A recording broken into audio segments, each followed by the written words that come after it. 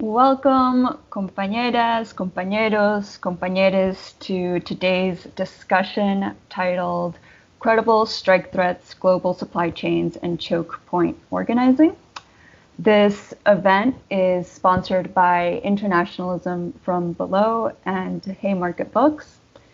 Internationalism from Below, or IFB, is a relatively new organizing project of a network of socialist activists that seeks to build transnational solidarity with and between movements for social justice and democracy.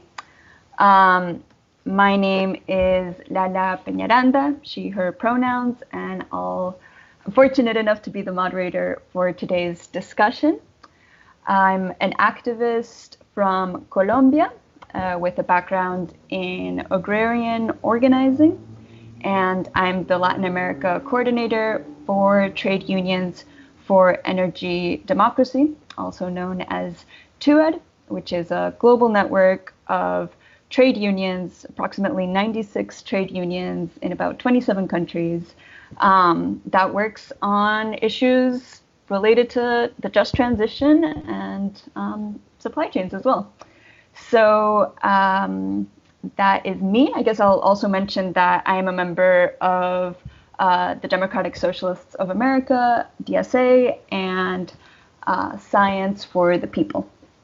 And it's my pleasure to introduce these three lovely comrades who will be enlightening us activists who are in need of, sort of experience and guidance from people who have dedicated their lives to studying strategic troublemaking on a global scale, which is just an amazing life career to have. So we have leading experts on global labor struggles and strategy, Robert Ovets, Gifford Hartman, and Ben Norman. And let me just frame today's discussion by saying that, as we all know, the supply chain crises in the aftermath of the ongoing COVID-19 pandemic provides us all an opportunity to reflect on the vulnerabilities of the just-in-time model of capitalist production. And as capital analyzes and prepares for risks to the global supply chain, so must we, workers, if we are to make global systemic changes needed to reverse the many catastrophic crises facing the planet. The new issue of the journal New Global Studies features a forum on workers' movements and the global supply chain, which examines unions and global labor organizing in 7 countries, identifying and assessing strategies for cross-border worker organizing at these strategic choke points to apply pressure, extract gains, and tip the balance of power in our favor, the workers' favor. So I'm going to ask my comrades to first just tell us a little bit about their personal stories, how they got involved in this work, and sort of where I guess their heart lies in these in this work. And I'll start by asking Robert, then Gifford, then Ben.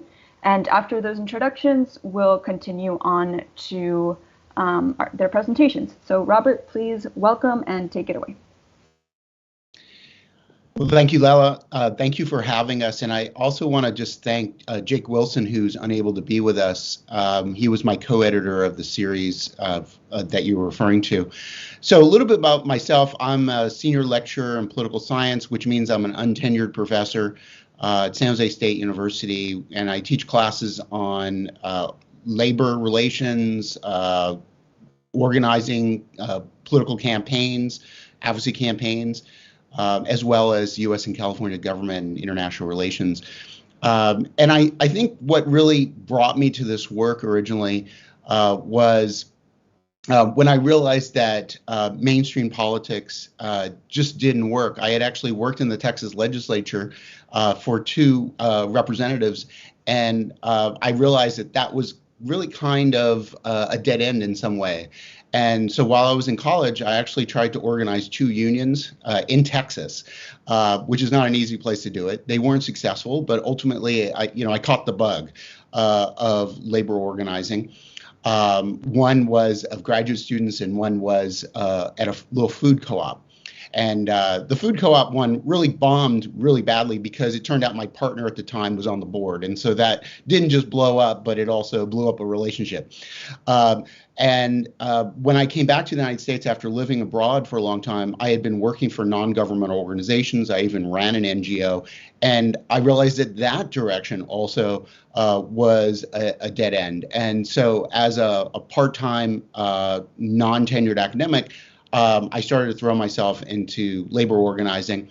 And I came across this really amazing book by an incredible labor scholar, Manuel Ness, and Jake Wilson. And it's called Choke Points. And it's an incredible book, and it really got me thinking about where our organizing can be most focused to have the greatest impact. And that's really what led me to this work. And so I want to give my nods to Jake and to Manny Ness. And if you haven't seen that book, it's quite an extraordinary book.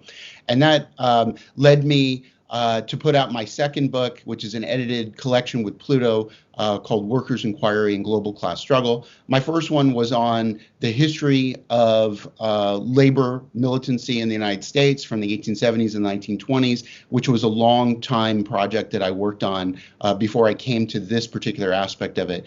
And that was republished by Haymarket a few years ago. And then I've got one more book coming in just 3 weeks, which is a class analysis of the U.S. Constitution and how workers really pushed those who wrote the Constitution to write it in the way that they did. So that's really kind of how I got to this work. Thank you for asking, Lala. Great. So fortunate to have you here, Robert. Gifford, over to you. Okay, and thank you for everyone for hosting us. My trajectory is a little different. As a university student, I got radicalized by the anti-apartheid movement on college campuses across the U.S. I was going to school in Berkeley, and it was really important to have a vision of the world, how people's struggles elsewhere were really important. And I learned about a solidarity action that happened here in the Bay Area where I live. In 1984, longshore workers in the International Longshore and Warehouse Union boycotted a South African ship. And they did it for 11 days. They had to fight the riot cops to defend their boycott. But it really resonated with me. And I was a young student, so I saw the anti-apartheid struggle. I learned about the strikes and the struggles in South Africa. But then I saw the possibility of international solidarity. And in 1990, when Nelson Mandela was released from prison, he did a speaking tour across the United States, and his last event was in Oakland. And I actually went to the event at the baseball and football stadium, and I heard him thank the ILWU, the longshore workers who did the solidarity action. So it really implanted in my mind that that was a badass union that I should be aware of. And soon after, a year or two later, I was working in a call center, and we organized a union, and we joined the ILWU. And in being in the union, that union probably has some of the highest industrial wages in the United States. And it maintains control with a master contract at 29 ports on the West Coast. And it really does leverage its ability to control those choke points. And in being in the union, I got the union education, which is wonderful, thorough, and I learned about how the union was born. It was born out of an 83-day West Coast port strike that struck the major ports on the West Coast of North America, and that's how the union was born. And it got so intense because they were so able to shut down commerce that 2 workers were shot in San Francisco, and that launched a general strike that lasted 4 days. And again, that was kind of the birth of this union that I became part of. So I was always in tune to what was going on in the ports. And when the Gulf War started in 2003, we tried to do a solidarity action with the people struggling against war in, at that time, Afghanistan and Iraq. We did a demonstration. We had the consent of the ILWU, and the Oakland police came out shooting and shot, non-lethal rounds at us. So we knew we kind of hit the right target, maybe not with sufficient numbers. And that played out again during Occupy, and we went back to the Port of Oakland. And if any of you remember, in November 3rd, 2011, we actually shut down the Port of Oakland. So we finally did what we've been planning to do all along. And it was kind of a glorious day. I can't even, even today, I get goosebumps thinking about it. And I saw the potential of hitting the right choke point with the sufficient numbers, the right action, the right ability to leverage that power. And since then, I've been working with railroad workers across North America. Being around the ports, I was connected to truckers, kind of back to Robert. I met some truckers at the biggest port complex in North America, Los Angeles, Long Beach, and I stayed in touch with them as they struggled. And I saw the need to connect all the various sectors along supply chains. And again, what I learned about South Africa when I was young is looking across oceans and seeing cross-border solidarity as crucial. And that's why I'm here. Thank you. I'm just so honored to be in this conversation with you. And before passing it over to you, Ben, so far, this 100% confirms that the most important qualities in comrades is really that sensitivity towards outrage, anger, and then also this sensitivity to goosebumps, right? To be to feel yourself inspired, motivated, and curious about beautiful people fighting for liberation. So thank you both. And Ben, please, lean into this. Both Robert and Gifford were cut us short in telling us about themselves. So just lean into it. Tell us, about your background and what brought you to this work, who inspired you, etc. Take your time. Okay, thank you very much. It's a pleasure to meet you, and a great pleasure to be invited to speak with you. I mean, it goes against every British instinct I have to share my goosebumps moments with you, but I will do my best to get past that. To give you a bit of a background on myself and my work. So I'm Ben Norman. I work as a researcher, an industrial researcher for Unite the Union. We're the largest general workers' union across the UK and in Ireland as well. Predominantly, my work is with manufacturing workers, so particularly in the auto sector, but also metals and down the supply chain there. So there's a natural part of that work. Really, the need for supply chain organising, as I'll we'll go on to discuss later today, that's just become more and more of a necessity in terms of what workers are facing. I think there's been a long recognition, particularly with the workers that I support, that they can no longer just fight the bosses within the four walls of their factory. They have to, if they're going to have mount a credible resistance or fight back to what workers are doing, then they have to do that down the supply chain. They have to understand their employer as a multinational and going far, far beyond the forms of strength that our unions in the UK traditionally relied on. In terms of my own background, I mean, I think like a lot of people in this country of my generation, I really came into activism through the Stop the War movement from 2003 onwards, and then was really turned far more towards community organising, or really activism, as we tended to more refer to it then, around 2010, when we had the anti-austerity movement. So just before Occupy really also came to these shores as well. And so really working with the local trade unions in my city. I'm down in Portsmouth in the south coast of the UK, a small coastal city, a dock city. And it was really coming through that movement, I suppose, which is really where I learned my beginnings of my socialism, my activism. But I think a key moment for me really was in 2009.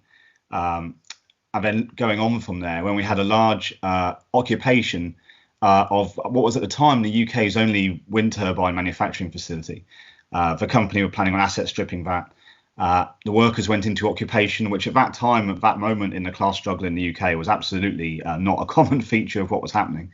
And you saw the community galvanising around that. You also saw the environmental movement galvanising around that. So we had activism galvanising around that, which was very powerful. But then the thing that really flipped the switch in my mind was then seeing the unions come in and really have a proper worker organising approach, which is really ultimately what was able to take the employer on in that particular dispute. And I think that was really a moment the penny began to drop in my own understanding of the importance of trade union organising and worker organising. And I think that's something that's happened in the UK more generally, right? I think people have tended to not call themselves activists anymore. Now, very much people refer to themselves as organisers. And I think that general understanding and appreciation has begun to shift in the UK of the differences between those things. I think I joined Unite the Union in 2014, again, in a staff role. I've had a number of roles within the union in that time. And it's been an absolute pleasure for me to work with a heroic series of organisers that we have in our union, both at the shop stewards and the worker level and full-time organisers, and indeed other researchers, and some of the work and the campaigns that they have done to take on employers, win the fights for victimised shop stewards, have been absolutely inspirational over the last few years. And I think the trade union movement in this country as well has gone through a series of political changes. We've had things like Brexit, we've had the Jeremy Corbyn movement, and now, there's a big question mark about what comes next. And I'll go on to discuss a little bit of that in my own intervention later on. But I think the fundamental thing which is missing in this country for a long time is an independent rank and file shop stewards movement. And I think there's a growing realisation of that. There's a growing move towards that, which is why the strike wave in this country has been so important. And I think what we've seen in the last year, and again, I can go on to touch on this later on, in my union, we've had the election of Sharon Graham, who's the first female general secretary of our union, an old historic trade union. And she's very much committed to rank and file power, building the shop stewards movement, supporting workers going into dispute. And I just this morning came off the picket line at Felixstowe, the largest UK container port. And that absolutely is my goosebumps moment. If we can see 2,000 UK dockers walking off a job over the last 4 days of the absolute disruption and anarchy that is causing down major supply chains, whilst at the same time we see rail workers, postal workers, hundreds and hundreds of disputes just in the last couple of months alone. I think this is the most exciting time to be in the UK labour movement. Really, it's certainly in the time I've been alive, maybe for several decades before that. So that's the goosebumps moment we're at now. I'll leave it at that, but delighted to speak with you today. Thank you, Ben. That's an epic morning that you had. Thanks for sharing that. So I have a lot of questions for you, but I think that in order to make time and maximize that time of questions at the end, we should just get right into the presentations. Fortunately, these lovely comrades have made the task of moderation as easy as possible by creating presentations. So without further ado, I'll just pass the microphone back to Robert. And yes, Robert, take it away. Okay, thank you, Lela. So what I'm going to talk about is credible strike threats. And this, just to piggyback a little bit on my background, is in 2016, one of my unions, the California Faculty Association, had issued a strike threat, and then within a few hours had settled with the university system. And so I wanted to try to understand whether or not this strike threat would have led to an actual threat, would have resulted in an actual strike, and whether that threat was actually credible. And because we didn't get to go on strike, I spent the next couple of years really thinking about what a credible strike threat is. And I just want to give a shout out also to Helena Worthen, who really got me thinking about how to assess whether or not a strike threat is credible. And I had originally started this project with her. She's a labor educator from the San Francisco Bay Area.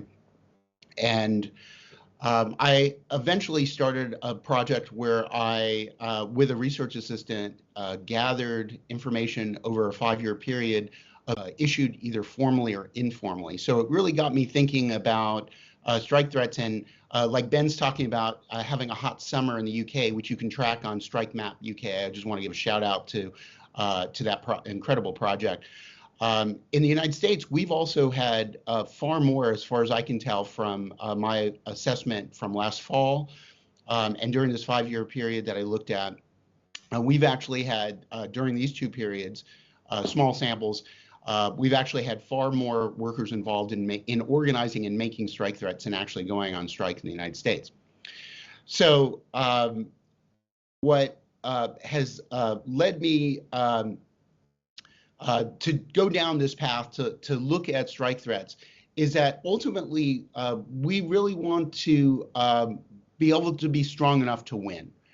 And so when workers are making strike threats, ultimately these are strike threats that we want to make sure turn into strikes that are effective. However, what we tend to overlook is that the strike threat itself can also demonstrate that we're powerful enough in order to extract concessions and build our power and tip the balance of power, whether it be in the shop floor of a particular single workplace, or whether it's across an entire employer's work sites, or it's through an entire industry, or even perhaps at the level of a general strike across a particular geographical region. In order to really understand this, I use what's called a workers' inquiry. A workers' inquiry is a method that allows us to assess our strength and develop tactics and strategies before we make a strike threat. This is something that I lay out in more detail if you're interested in workers' inquiries in my second edited book, which came out a couple of years ago. So I'm going to focus for a few minutes on how do we actually assess our strength and develop those tactics and strategies. And then Gifford will follow me and talk about how to identify where choke points are to ensure that workers have really kind of come back to the center of a lot of our discussions. You may have heard of the labor organizer and trainer Jane McAlevey, who does a lot of very well attended workshops on building workers' power. Of course, through labor notes, there are many trainings on how to build power in the workplace. And so you've probably, if you're listening to us right now, you've probably heard of a gradual tactical escalation.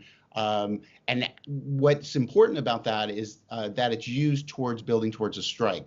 And this can occur in a number of different ways, and I'll come back to some more examples of this, but just as a small sampling, it could be through an official strike vote by a union if you have a formal union organization. For me, a union means any group of workers that are organized and taking action, whether or not they actually are formally recognized, either if they're public employees by whatever labor relations authority exists or at the federal level.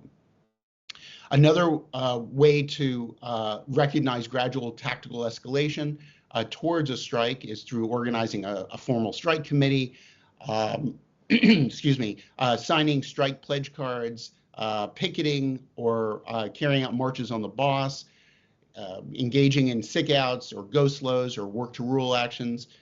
Unfortunately, the New York Times ran a story yesterday about quiet quitting. We should just call it what it is. These are work-to-rule actions, or setting up a strike fund. These are just a few possible examples in which workers are engaged in organizing and gradually escalating, turning up the heat on their tactics as they move towards a potential strike, whether they're threatening to strike or not. For example, throughout the UK, a few weeks ago, there were a number of wildcat strikes of workers in Amazon warehouses. This then inspired workers in the Inland Empire in Southern California in one Amazon warehouse to walk out on strike.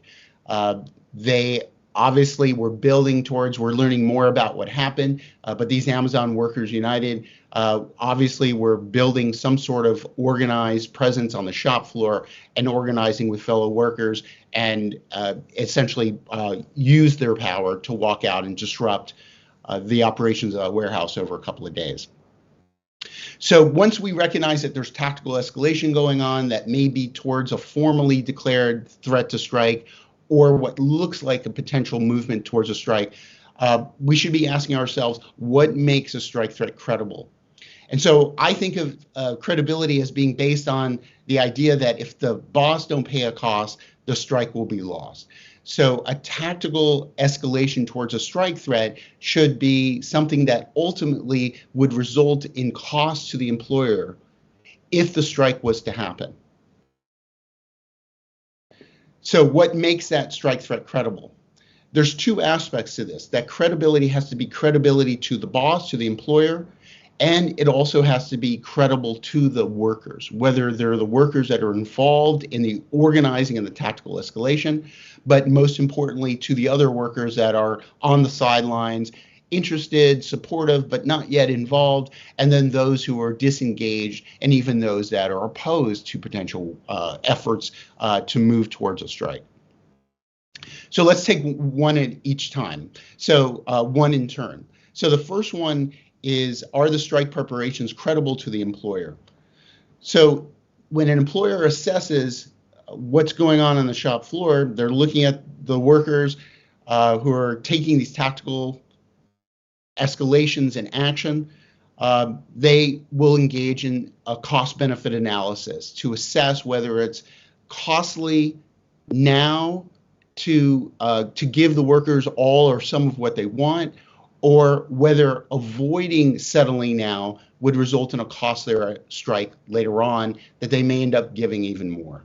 So a strike is likely, from that perspective of the employer, either when the employer wrongly assesses that credibility or correctly sees that those workers lack a credible strike and will ultimately carry out a strike that's unsuccessful. For example, it will have very few workers involved, or it won't last very long, or it'll kind of dwindle and fall apart, or there's a limited time that they're striking, whether it be 2 hours or 24 hours. So they just wait it out. An example of a strike threat that I think was credible was the UC Lecturers Union, the UCAFT, which had made actually 2 strike threats in the fall of 2001, and ultimately the UC settled on quite good terms, quite an improvement of the working conditions and pay and benefits for the lecturers. The second perspective is, are the strike preparations credible to the workers? And there are several ways to assess this. For example, is there gradual tactical escalation? Do the workers see that other workers are getting involved? They're taking, starting with small actions, taking increasing escalation in the pressure that they're applying. Does this attract more workers to get involved? Is there bottom-up member self-directed organizing, or compared to perhaps staff-led organizing? Are those that are getting involved a visible supermajority of the members, and are they making a commitment to strike? Is there a disruptive power at particular choke points that can increase the cost of a potential strike, and thus bring a greater likelihood of it resulting in gains for those workers? Is there a strike fund, and is it sufficient to allow the workers to engage in an open-ended strike? For example, right now there's several thousand mental health professionals in the Kaiser hospital chain in California that are engaged in an open-ended strike. Do they have a record of taking previous strike-related action? And were those previous actions resulting in successful outcomes for the workers? Is there sufficient media coverage? In other words, is the public learning about that strike? Is there a publicity impact on the employer? And is also that publicity attracting support both on the shop floor and from perhaps other unions or other workers, other members of society in the community? And so does that result in public support from potential outside allies? So you can see on the slide that this is an image of a T-shirt from my union's strike threat back in 2016 that I was talking about, and I think it illustrates what is not credible in the kind of messaging that a strike threat would take. The T-shirt says, "I don't want to strike, but I will." I think that's a self-contradictory message, and ultimately what I evaluated and found was that our strike threat was not credible, and I'll show you that in just a moment. So in my chapter of my book, Workers' Inquiry and Global Class Struggle, I discuss what makes a strike threat credible or not credible in more detail. And then I present what I call a scorecard. And so I developed this method by which we can score these different elements This is the total scorecard. It's very small, so I'm going to break it down and just briefly discuss each part of how we can use the scorecard to assess our strike threat, to see how credible it is to the workers, but also to the employer. So the first part, and there's a lot in there, so I'm just going to briefly just kind of summarize, is I classify it into three categories. The first one being what labor scholars call organizational power. In other words, how are the workers organized in that particular location? So I look at, this card allows you to look at how well the workers are organized in their particular workplace or at their employer. Are there organic leaders? Are there previous forms of cooperation among the workers? Is it self-directed organizing? And a number of other features. And then you provide a point or a fraction of a point for each one, and then note any details that you want to provide. And you add those up for the organizational power, and you have a maximum of 15 points. The second is positional power. This is more related to the kinds of things that Gifford and Ben are going to be talking about, of positional power, of where that workplace is actually located in the supply chain. And then also the relationship among between the workers across different boundaries of division, whether it be race or ethnicity. And then also connections with other unions at that workplace. For example, we have 6 unions in the California State University system. The UCs have over 20, and then across the different work sites as well. And then also it brings in supply chain analysis for looking downstream and upstream, which is what Gifford's going to talk about. And so you score each element for the positional power, and with the 7 maximum points. And then the last category is a category that I think should be added to this lexicon. This was developed by Manny Ness and Jake Wilson, and that's the factor of disruptive power. And essentially, what's the potential impact of the strike threat, not just at that local work site, but also across the employer, across the industry, nationwide, and also internationally. And then what are the details of the impact up and down the supply chain? So how does it impact supplier firms or receiver firms? And then what's the level of potential disruption to the entire sector and to the national and global economy? And then what's the whether or not there's high or low level expected cost to the employer? And is there an open-ended duration of the strike? There's 20 possible points for that, and then scoring a total of 42 possible points. When I assessed our own strike threat in 2016, we ended up with a score that was about 17 points. So it was incredibly low. It would not have been an effective strike, and it's very likely that we would have lost. But because the employer probably correctly evaluated our strike threat as not credible, they instead offered us a settlement that was very sparse and very unsubstantial and really unsatisfactory. However, it was approved by the membership in a vote. So Gifford and I have done these talks before, and we build in a training, and we're going to skip the training part, but we last did it at Labor Notes in June.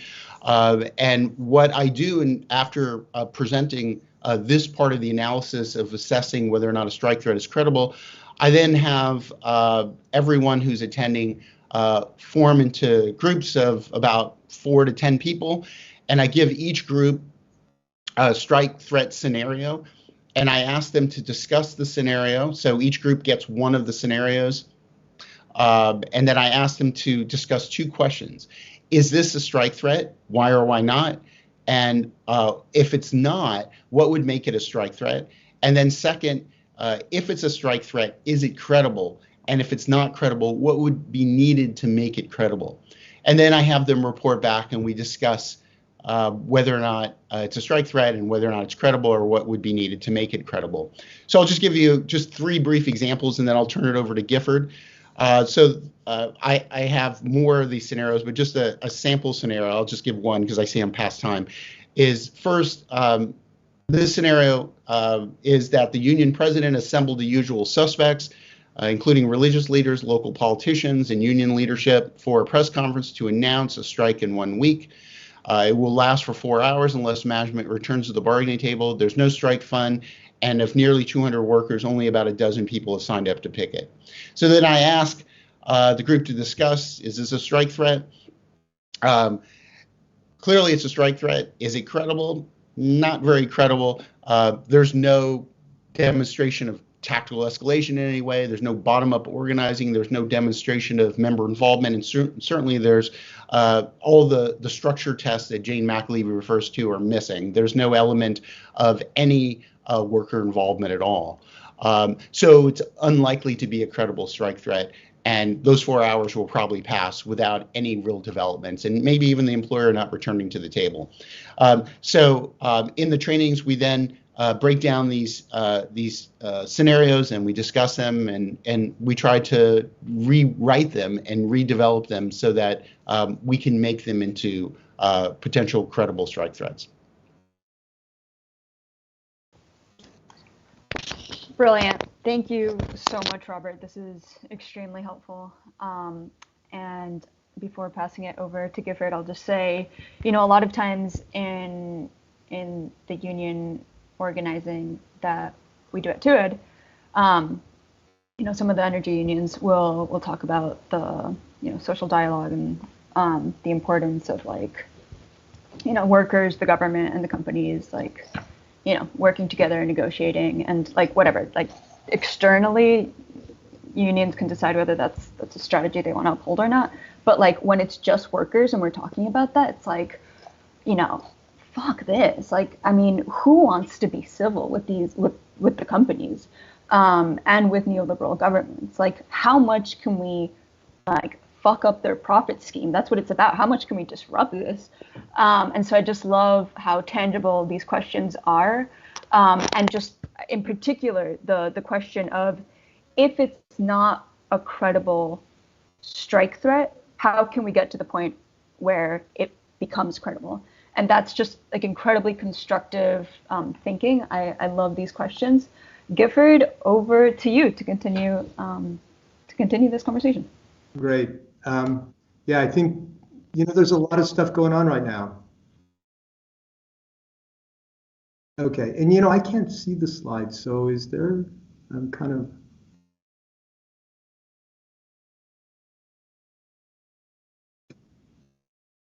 Okay, so you're going to start with the first one, just the organizing at choke points. So organizing at choke points, it's really important. It's happening everywhere. It's happening at Felixstowe. Felixstowe is really important. It's happened in Germany. Over the month of August, there have been 3 different waves of strikes at different ports, important ones in Germany, in Hamburg, and Emden, and Bremerhaven, and Bremen, and Brake, and Wilhelmshaven. So the world's on fire. The ILWU, the West Coast Union that has a master contract at 29 ports, are working without a contract. Ostensibly, they could go on strike. Robert mentioned the stuff at Amazon. It's happening around the world. It's really, really, really exciting. And what's exciting is it's got a link. It can link up. And one of the most exciting things I saw recently was on April 15th, down in Southern California, at the huge complex called the Inland Empire. Amazon controls an airport. It's in San Bernardino. There was a walkout.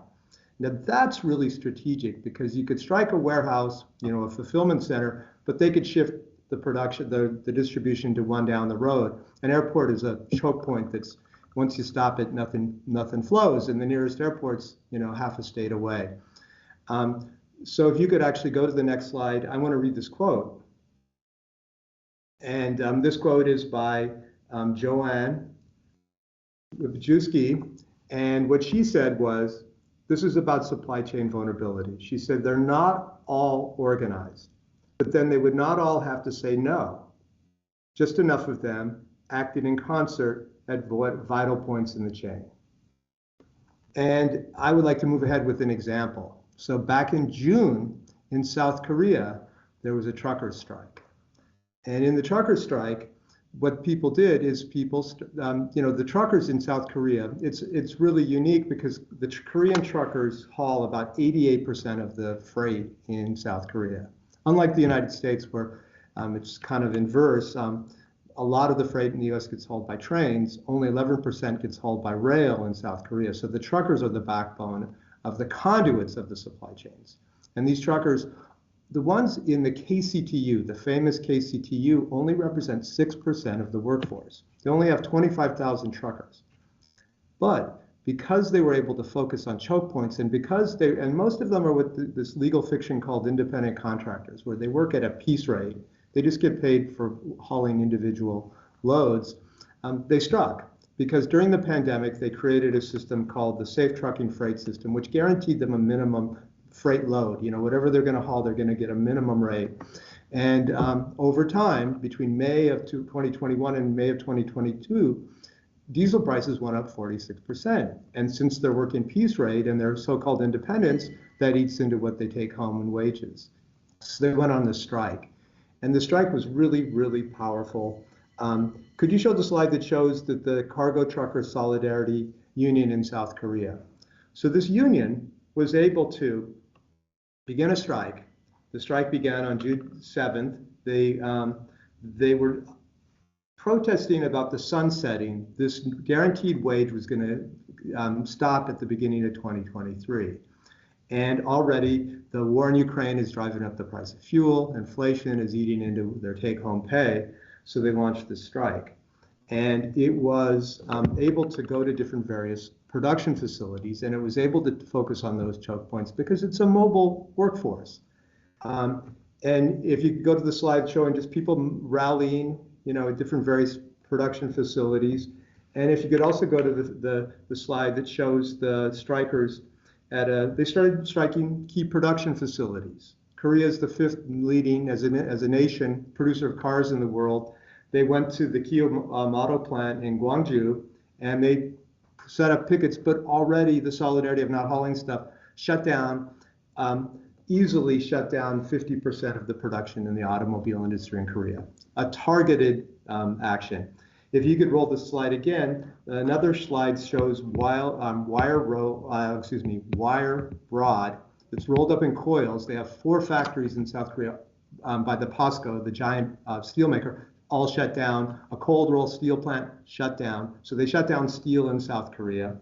If you could roll to the slide that shows the strike effectiveness. So the 7th busiest port in the world is Busan. It's the main port in South Korea. The volume was reduced by half. There's 12 major ports in South Korea. The volume was reduced by 53%. And like I said, Hyundai and Kia, 50% of the auto production was shut down. They set up picket lines at petrochemical facilities, shut it down 90%.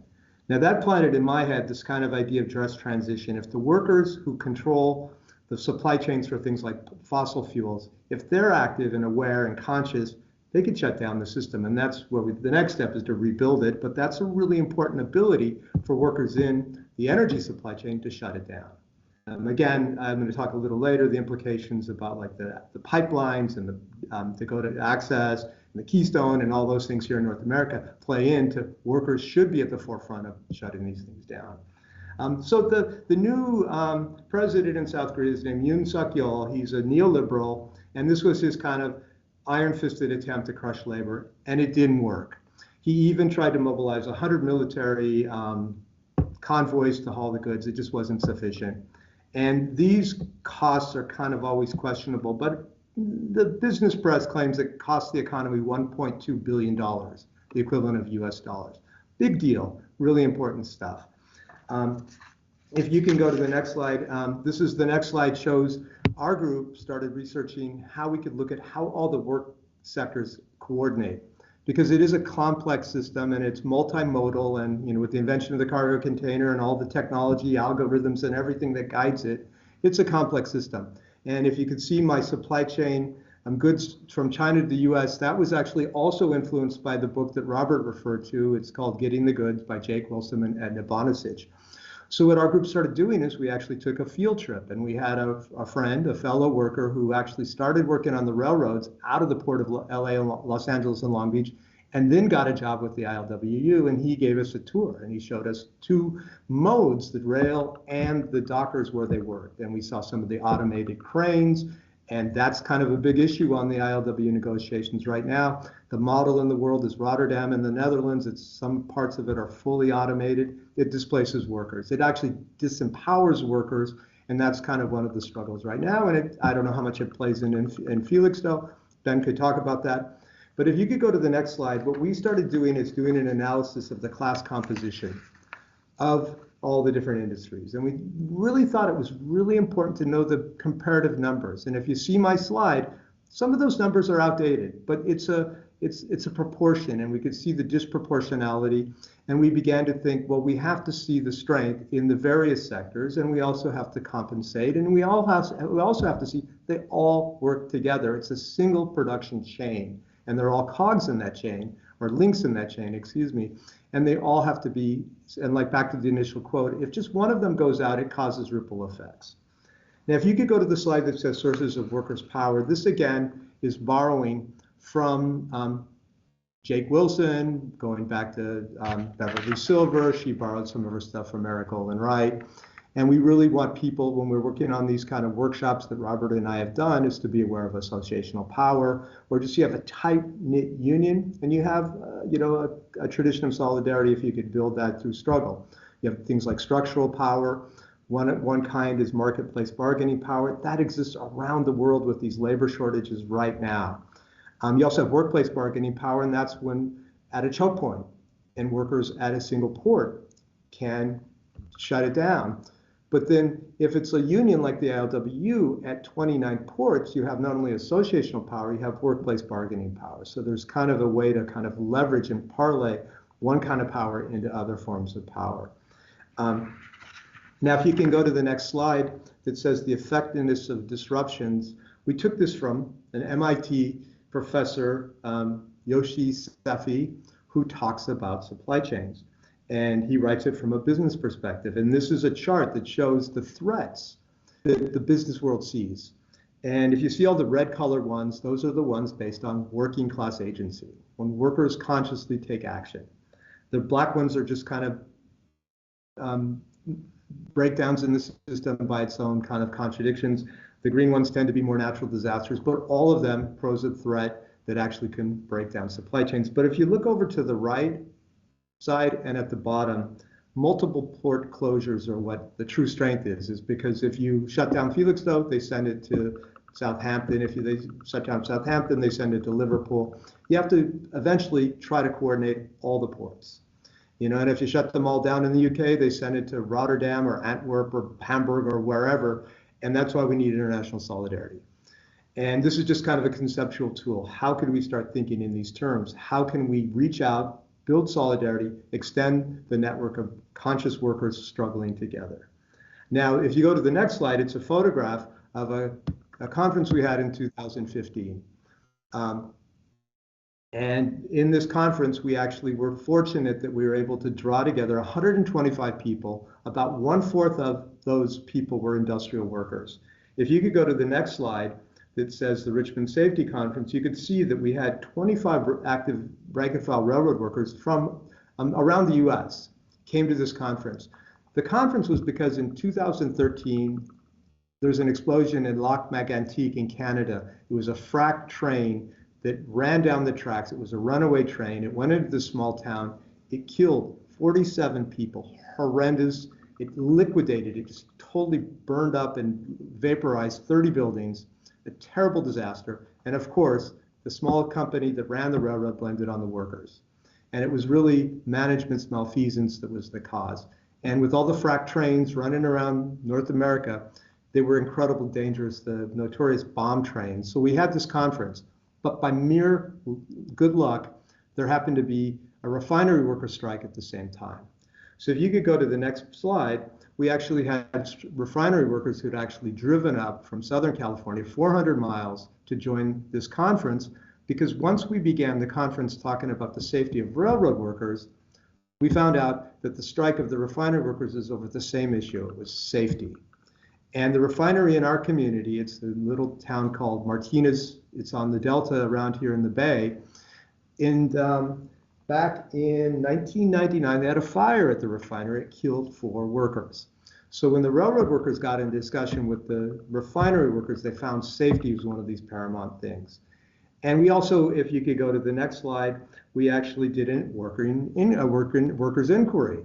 And out of this process, we began to conceptualize ideas of where are the choke points? Because we found out at that particular refinery, there were 2 rail lines that went in. And management strategy, should there be a strike, is on one of them, they just let the railroad unionized workers roll the locomotives in. And the other one, they knew that they could train some of the refinery management to be licensed to run a train. And should there be a strike, they could run the train into the refinery.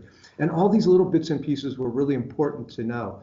The little nuts and bolts of the supply chain, and also the vulnerabilities, and also, as the working class, our weaknesses that we have to try to overcome. So if you go to the next slide, that previous slide had a series of questions. We probably had too many questions, but we were fortunate that we had 15 tables in this meeting room that we could break them up and have parse out railroad workers and refinery workers at the various tables and work through a series of inquiry questions about, hypothetically, as a thought experiment, extending that refinery workers strike. And if you go to the next slide, we have a whiteboard where we came up with results. So people put their brains together and came up with solutions of how solidarity could be extended and how it could be built stronger. And out of that process, we came up with the following flow chart. So if you could show the strike, the choke point strike flow chart, you see that we identified at the center of this process is the refinery worker. And a lot of people at the workshops were saying things like, well, why don't we go to gas stations and hold up puppets and banners and things like that? And there's nothing wrong with that, but that's pure symbolism. And we said the strength of the working class is upstream. So if we looked upstream, we looked at how the crude arrived at the refineries in the United States. At that time, it was coming by rail, mostly a unionized sector. If we went back the next step, at the fracking fields, it's mostly a non-unionized sector. Fracking is a crazy, disgusting thing that's destroying our planet, but it's a lot of workers involved. They have up to 4 million gallons of water in the fracking wells, 300 truckloads of sand. The EPA has identified 1,080 chemicals. Often they use up to 600 chemicals in a single facility. How do they get there? Often by truck. So we started thinking, like, who are the workers in all these parts of the supply chain? And the upstream is where the power is. So if you could shut it down upstream, you could shut the whole thing down. Doesn't mean to ignore the downstream, because we know out of a refinery, the stuff probably goes various ways, sometimes by pipeline, sometimes by truck, again, sometimes by train. And then it gets to it could be feedstock going to factories. It could be, again, by trucks to the gas station to us as consumers. But we're all on this production chain, and our power is upstream, and we fixated on trying to concentrate on that. So the next slide is just, where are you on the supply chain? I think we're all, as I said, as consumers, we're at the end of the supply chain, but the power is upstream, and we wanted people to start focusing on the upstream.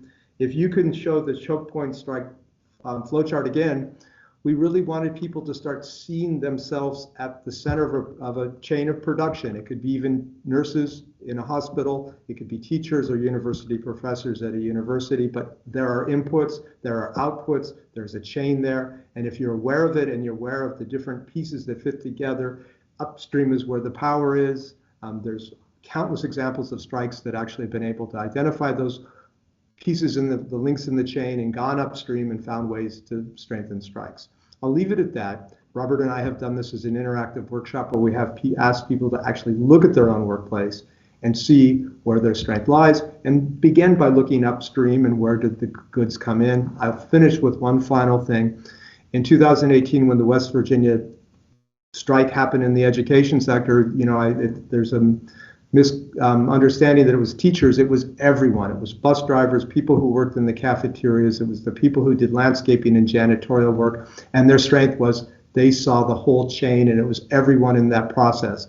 And not only did they have meetings that include all those peoples, including parents and and parents and students, they opened it to the community, and it was a community-wide working class meeting to talk about strategizing a strike. And that's what we need to be doing. And I'll leave it there. Wow, Gifford. my mind is just racing with questions, and I just have to say, I hope that we can get you comrades to talk to some of the two-ed unions. So many of the things that you said took me back home to Colombia, to the oil workers and the coal workers in particular, and all the direct actions that they've taken in the refinery plants. And I want to highlight that you mentioned in the case of Korea, the sort of military force and the threat of violence that the state often responds with. And the state serving, of course, these private capital's interests, and just how important that is, especially in the global South, where to declare a credible strike threat is often putting your life on the line.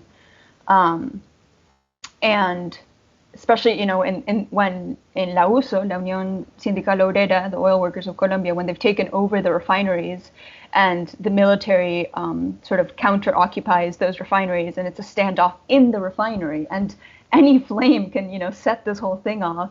How do workers keep themselves safe? They they hold some of the engineers hostage. They say, we'll hang this man if you shoot at us. Just like, it's a complete inversion of the world order, where, sort of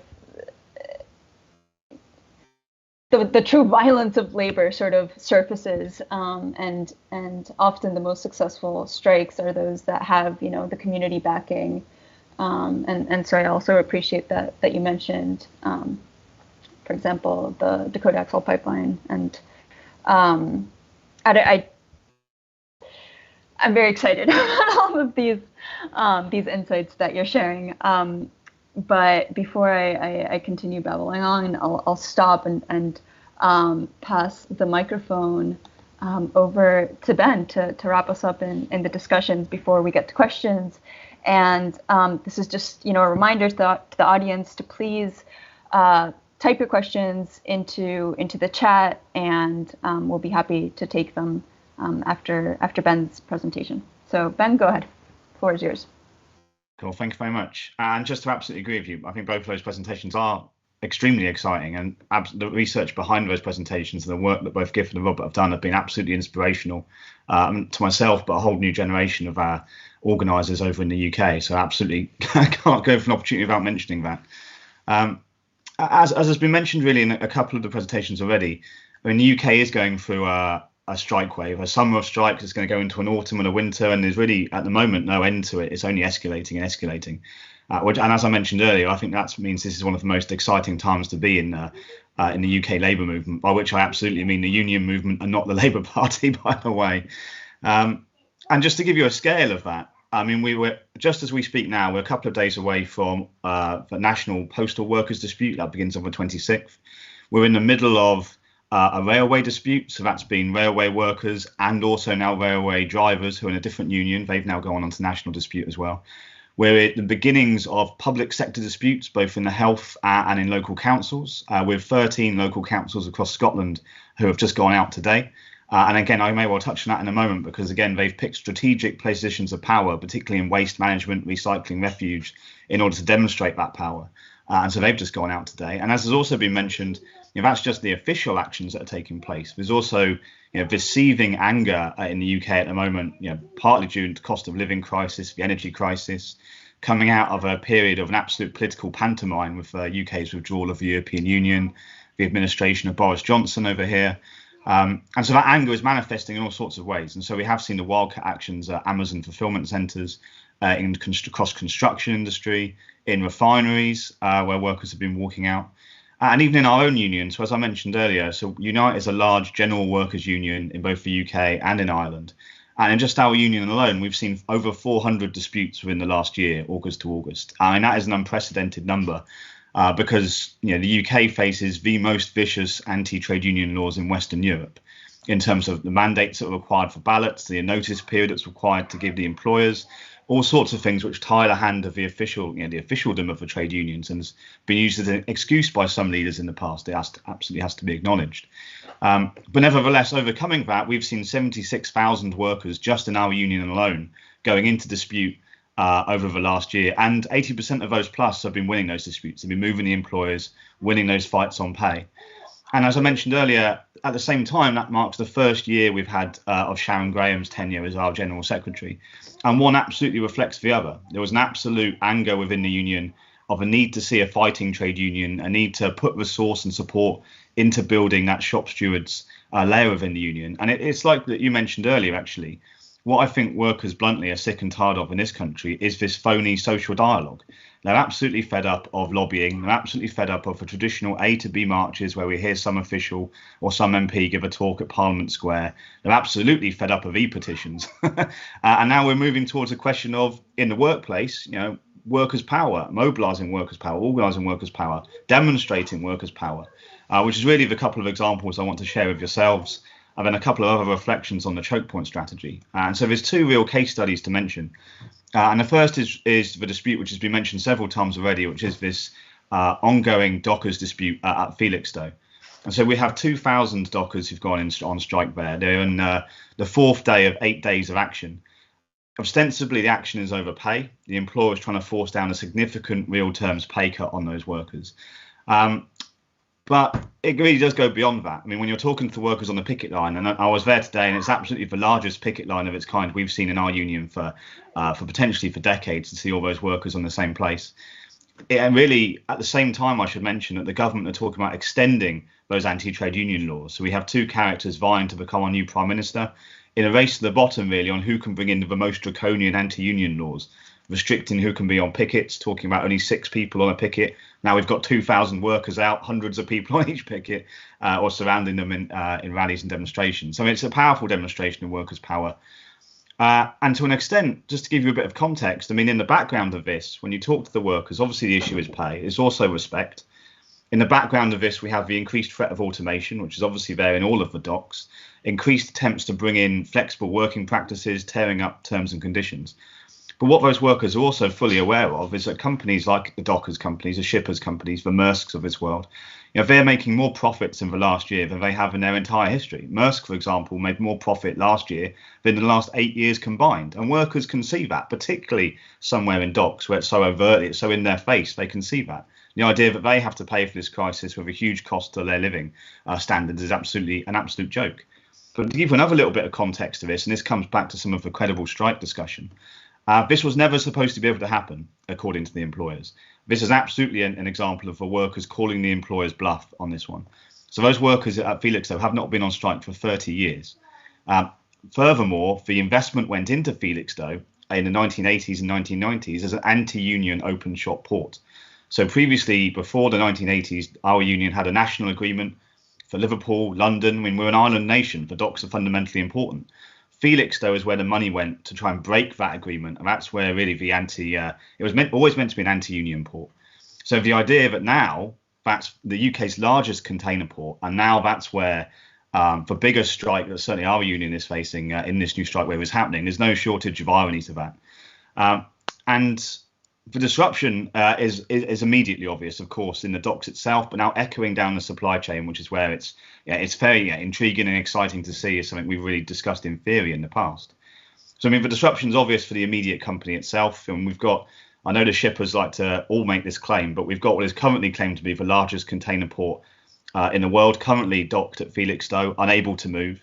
We've got 5 other similar sized container ships just outside Felixstowe, unable to come in. And while some of them are trying to be diverted to places like Thames Gateway or Southampton, because of the ongoing disruption after COVID, those ports are full. They're not able to simply move them. And at the same time, we're seeing solidarity statements from the comrades in Rotterdam port saying that they won't be accepting goods from Felixstowe. And as we speak, we're currently balloting the workers at the port of Liverpool to bring them out in dispute on their own issue of pay as well, which is significant because for the dock sector, Liverpool and Felixstowe, those are the 2 big pace setters or undercutters for pay across the whole dock sector. So if there's any opportunity to coordinate that, to bring those 2 disputes out at the same time, that's going to be fundamentally powerful. And what we're seeing in terms of a supply chain disruption, again, as we speak, when I tend to deal with the automotive sector primarily, and several large factories across the UK, big brand names, their factories are now shutting. Those factories which haven't been able to move away from, they're still wedded to the just-in-time production model. They're very much now running out of components, only 4 days into this strike. And so they're going to be screaming at the port owner again and again. We're able to now map out that disruption, get estimates for the cost of that disruption, which is really, some of the things we've discussed in theory, we're now seeing play out in our union at least. And the docks have been discussed before. The docks are a traditional place where we talk about positional power or structural power. The second example to share really is inverting that. Whereas if we look at a car plant in the southern England, in Oxford, Oxford is the most expensive city to live in the UK outside of London. It's a city mostly associated with universities and Harry Potter and things of that nature, not large-scale manufacturing, but nevertheless they have a significant car plant in Oxford. And like the rest of the automotive industry, that has been it's been a process where work has been outsourced, it's been subcontracted out, it's been fragmented, and therefore we've seen a growth of a supply chain even within the four walls of the plant, where different workers are under different employers, etc., etc. And what we've seen in the last year or so, really, and certainly culminating in the last couple of months, there was a small group of workers in a third-party logistics firm whose job it was to basically put the components onto the assembly line so the full-time workers could then be assembling the vehicles. Obviously, a huge position of structural power for that car plant, but those have always been the workers on the worst paying conditions, ununionized, the worst pay, etc., etc. Also, not coincidentally, the most demographically diverse group of workers, predominantly from East Timor, in fact. And they took a series of wildcat actions over the last year because on the question of pay, because they recognised their structural power and they were able to invert their traditional weakness into their strength, just as the automotive sector was going through a general supply chain crisis itself. Those workers continued that action. They've unionised now. They've taken official action. They took 1 day of formal action, costing the employer over £8 million due to lost production, and they won double-digit pay rises over 20%. That was also followed by HGV drivers supplying the same plant under a different employer, supported by the core workers in that plant. So workers from 3 different employers coming together across the supply chain, defending paying conditions, and then advancing their pay over 20% in both cases. And it's important to say, this isn't just a question of pounds and pence and pay. This is a question of empowerment fundamentally. And the one thing I think which is intriguing in both of those cases, one where you have very traditional structural power, and one where there's been a later realization of power from workers who have been fundamentally the most exploited in that plant. So very different starting points. On both of those picket lines, both at Felixstowe and at the car plant, the picket lines will have a very carnival festival atmosphere. There was singing, there was dancing, there was celebration. We always say as trade union officials, workers don't want to strike, and there's all the points that Robert just raised about that, about undermining strike credibility. But the reality is the realization those workers had of their power and the feeling that came from that, it did result in a carnival atmosphere, particularly when they knew the disruption they were causing the employer. They knew the employer had to come back to them. And in the case of the car plant, they've won significant increases from that and increased their confidence accordingly. And so I think we're also seeing that, I should mention, in the public sector now, where those waste workers I mentioned, so workers in garbage, refuse, recycling, are going out across Scotland and potentially the rest of the country as well. So again, they're realising that structural power, even in places where traditionally, unlike the docks, it wasn't necessarily recognised by the trade unions. And that really is a real life demonstration, I think, of what we've been talking about in our research, really on paper. So the research that myself and my co-author Andrew Waterman contributed to the special issue, which Robert edited, was really looking at that more in theory in relation to the changing context the UK found itself as the UK left the European Union. Now, in the rest of the UK, that was broadly seen as a political process. We are very keen to understand it fundamentally as an industrial process. And really to understand, as we mentioned earlier, when we look at things such as trade particularly, which has now forced itself onto the trade unions agenda here after Brexit, when the UK hasn't had an independent trade deal since the 1970s, so we haven't looked at it as much as, say, the US trade unions would do. But even where that has been looked at, the trade unions' response traditionally is policy papers, it's social dialogue, it's trying to be a stakeholder, it's trying to get in the same room as the multinational employers and try and tweak the rules of trade somewhat. And that's failed for decades and decades, and there's no prospect of that strategy working now. particularly in this context. So what we really wanted to do in our research was, as a point of principle, invert that really, and look at not the rules of trade, but the act of trade, absolutely as has been demonstrated in Felixstowe, absolutely has been demonstrated by all those auto workers, and to try and understand really in that process, after the UK has come out of the European Union, as the rules have changed, as we have new trade deals, etc., as we've now had the pandemic, as we've seen the end of just-in-time supply model, or really that fundamental supply chain model breaking, what are employers' new strategies? How are they recalibrating what they're doing to us to go on the offensive for our people? And then what are our strategies going to be to counter that? And I mean, it may sound like quite a twee example, actually, but when we did our paper, the industry we chose to study for this, to find a case study, was actually the Scotch whisky industry. And the reason for that is that in Scotland, it's fundamentally important. There's thousands and thousands of people employed in Scotch whisky production, be that in small distilleries or be that in large bottling plants. And it's one of the number one large exporting products that Scotland has. So when it comes to an issue such as international trade, Scotch whisky is always going to be a thing that trade negotiators have in trade deals with China, the United States, other countries as well. So it's fundamentally a trade issue, and it employs hundreds of thousands of people across Scotland. That's absolutely no exaggeration. But it's also an industry which has fundamentally shifted how it organises its supply chain. And it's also an industry where at every point in that supply chain, Unite is the majority union, in many cases the only union. And so there's an opportunity there to understand the fragmentation of that supply chain process, and then also look to how we could stitch it back together again through the union in order to identify structural positions of power in that supply chain. So, for example, you'll have the distilleries, which will be creating raw product. You'll have the HGV drivers who'll be moving that to bottling plants, and every single HGV full of those spirits will be worth up to $1 million each. So that's a huge amount, again, of structural power those HGV drivers will have. And then you'll have the bottling workers themselves. You'll have the workers making the glass bottles. You'll have the workers making the packaging.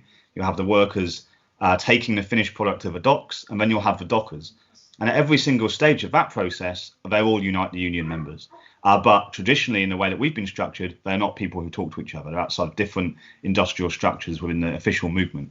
So bringing them together, allowing them to map the process, really using COVID as a case study as well. And then you can find the points of structural power, and then you can use them to invert the process. We've seen all the same issues of labour fragmentation, of subcontracting, of outsourcing.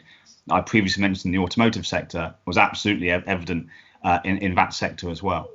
And so we carried out that large case study as part of our work over the last year, sort of bring those workers together so they could fundamentally understand how the changing dynamics of trade would impact all of them down the supply chain, but then also how they could look to defend themselves and indeed go on the offensive to this large cartel of employers, such as Diageo, for example.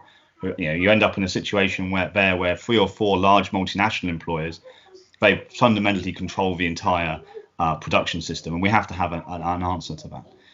So just in the last couple of minutes, really, in terms of the broader questions that particular case study and then these latter day examples have demonstrated, is the fundamental question for us is how are employers' strategies changing after Brexit, and then how do we respond to that? And there's sort of two things there. I mean, firstly, as the war in Ukraine has demonstrated, as the energy crisis has demonstrated, certainly in the UK and internationally, these crises are becoming more and more frequent. And there's no sign that that's going to stop anytime soon. So the existing system that we've had in the UK, particularly the system of taut supply chains, of just-in-time supply, of removing the time, removing the cost, fundamentally using the supply chain system to drive down pay and drive down conditions, that's fundamentally broken now. So the employers have to respond to that. And what we're beginning to see, and all of these different examples have seen that, is a fundamental shift to smaller versions of what Gifford was talking about with the Inland Empire on a smaller geographical scale because we're a smaller country. But it's fundamentally the huge amount of investment in these massive mega shared warehousing distribution units adjacent to major docks. And on top of that, as part of the employers and the government's programme, is the new free ports which have been introduced, including Felixstowe, which are tax-free hubs, anti-workers' rights hubs, essentially legal black holes, where all this money and investment is going into for new mega shared warehousing, Amazon fulfillment centers, etc., etc. So on the one hand, the UK is structurally changing around these big blocks of new unorganized of workers. On the other hand, talking about what Gifford and Robert have talked about, those are fundamentally important structural positions now in the new UK economy as it's emerging after Brexit. So I'll finish my remarks there. Really, the only final thing to mention is in terms of Unite's response and the new things that Sharon Graham has done, and these are really just headlines we can bring out in the discussion. Robert mentioned Strike Fund. We now have a £50 million strike fund in Unite the Union, which is supporting all of those disputes. That's the largest in the UK. There's been a big commitment to new research in Unite, particularly exploring profiteering, as I mentioned at Felixstowe, forensic accountancy, understanding multinational structures and company analysis, bringing that all in-house in collaboration with shop stewards who can do their own inquiries, as Robert's mentioned. And then the combine model, where we're bringing these workers together, as I've mentioned, different industries, to set the rate for the job, benchmark paying conditions, identify pace setters and undercutters, and go on the offensive and not just be on the defensive all the time. And so again, as I mentioned before, it's a fantastically exciting time to be in the UK labour movement, and particularly in Unite the Union. And thanks again for allowing me to share some of that with you. Happy to answer any questions and contribute to the discussion. But again, thanks so much for your time today. Thanks so much, Ben, for that sort of real-time reporting on the ground. Very, very exciting. And I just want to know, we are close to our closing time. We're going to go a little bit over time, but not too much. So I'm going to read some questions out, and then hopefully the three of you can pick which you want to answer. The first is from Joe Allen, who is a UPS worker and recently published an article called UPS: The Global Struggle, in which he sort of talks about UPS operating in 220 countries and territories around the world, and with their contract ending in, I believe it's next year's summer in 2023, workers are starting to organize, and sort of the perspectives from socialists in the union are particularly important. And he asks, what can make UPS solidarity effective based on your studies and your work? So that is one question from Joe Allen. Another question is to go deeper into what makes workers' inquiries effective. Sort of what are, when writing these questions, what kinds of questions sort of tap into better understanding one's working conditions and one's participation in capitalism. And then related to that, how can we make that information, the answers, available and become sort of essentially tools for workers? So these answers are helpful to, I don't know, I can think of a personal example. For example, the Volkswagen plant workers in Puebla, Mexico, trying to get in touch with Volkswagen unionized workers in Germany, and thinking that it would be useful to have answers and insights and also contact information. They're ready to potentially organize and strike upstream, but if that information and those contacts aren't there, that makes it difficult. So those questions. And then there was one from Pip Rosie asking, I wonder how we can make strike and red-green revolution more tempting and straightforward for people to get involved with. And I think that speaks to a larger question, which we're interested in internationalism from below, relating to cross-movement solidarity. Maybe you can highlight some examples of that. And then one more question, and that will be the closing one, from Fionn D. Is transport work part of the production process or auxiliary to it? Marx considers it part of production because it adds value to the production. Example, coal isn't worth much if it doesn't leave the mine.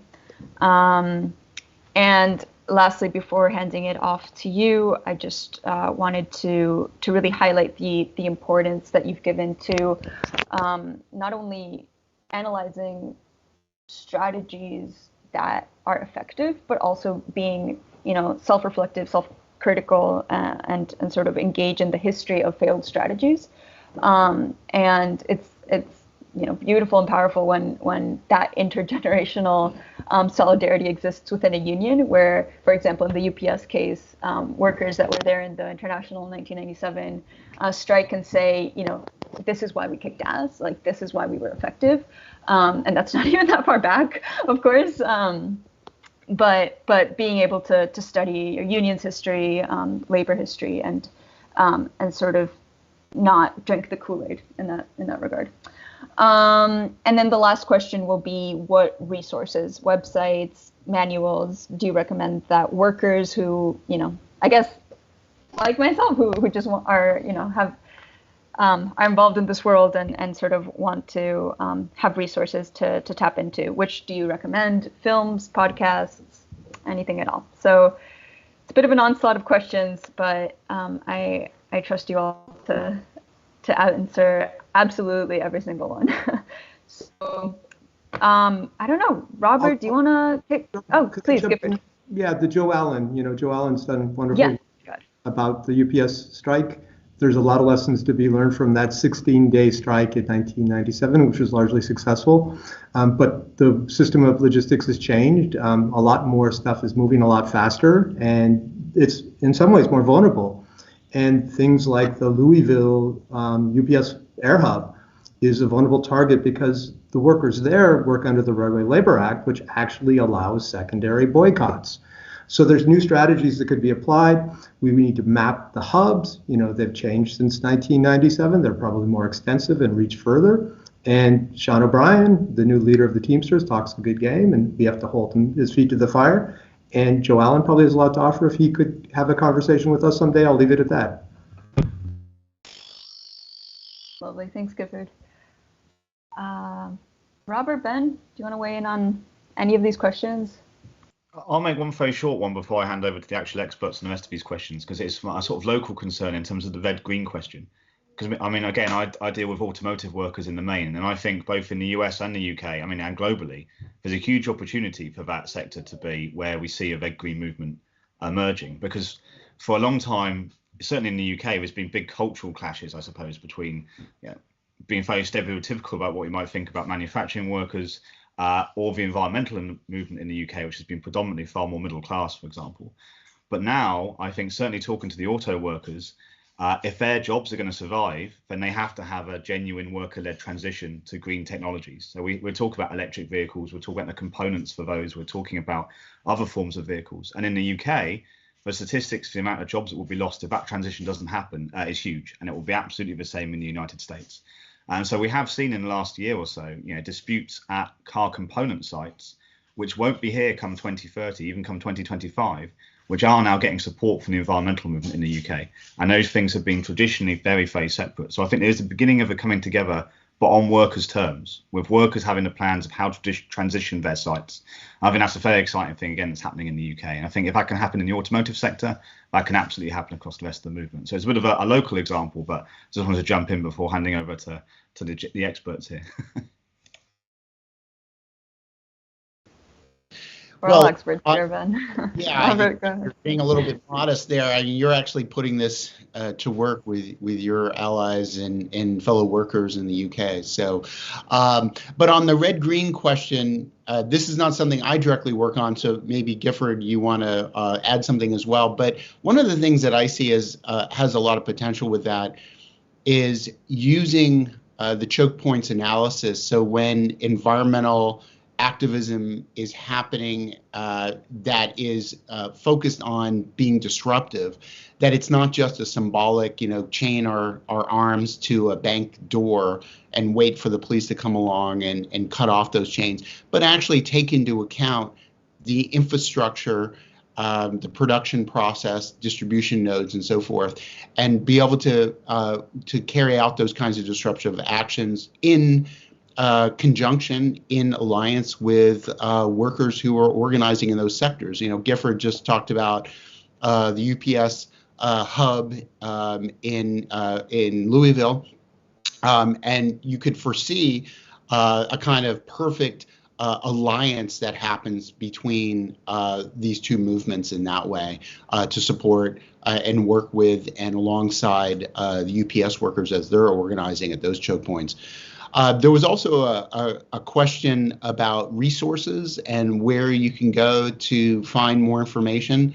And a number of books have already been mentioned, for example, but there's also some great online resources that are available, including the website Organizing Work, which I think has some great first-person accounts of workers who are doing this kind of organizing and really creating a place where they can share tactics and strategies and what's worked and what hasn't worked. Another one is Labor Notes. They put out a lot of great resources about the nuts and bolts of organizing, of developing tactics and strategies. You can find a lot of their materials for free on their website. Many of their articles are also very useful in that way. And then every 2 years they do a conference that Gifford and I did our presentation and training at. If you can get to it, it's just an incredible resource and a great way to meet other people who might be organizing in the same sector and the same employer that you never even knew existed.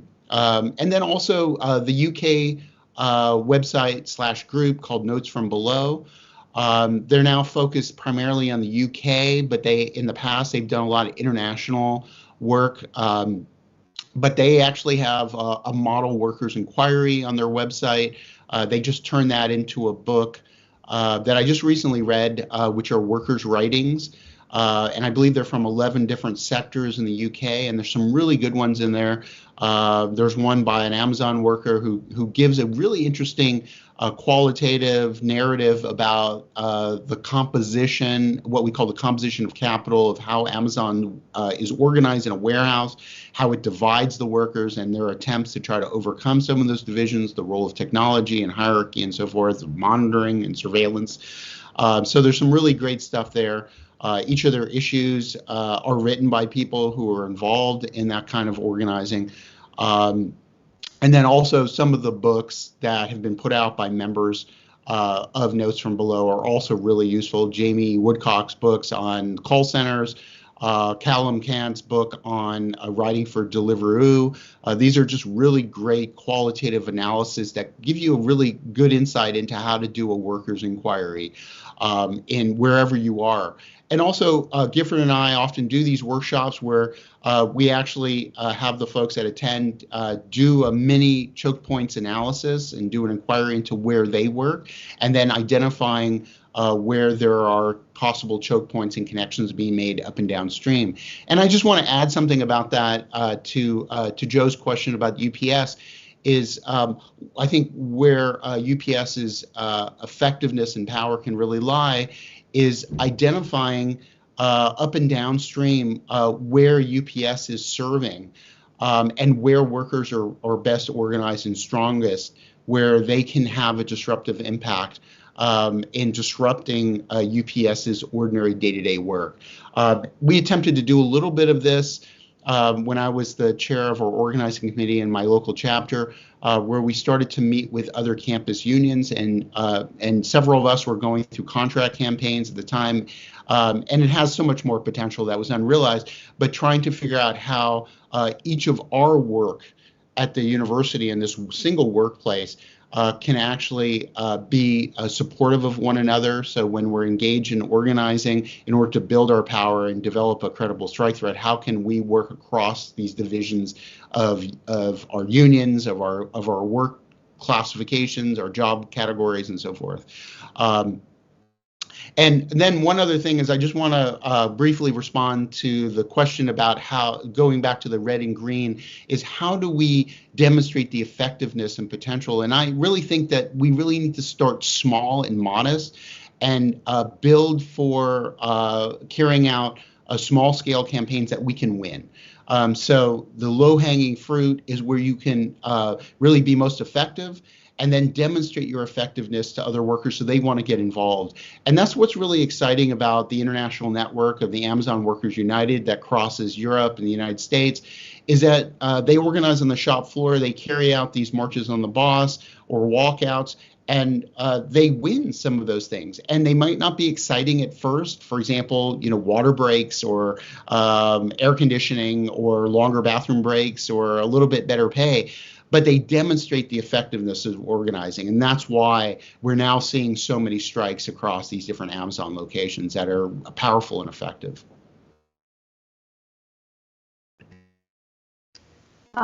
Beautiful. Thank you, Robert. Gifford, do you want to add anything to any of the questions? I believe Gifford might be frozen. Frozen. Yeah. Well, in that case, we'll end on that sort of call to action that Robert shared, with starting small, winning sort of confidence, and really embodying this, like, we got us, like, we have our back. Neoliberal governments don't have our back. Private capital doesn't have our back. We workers got our back.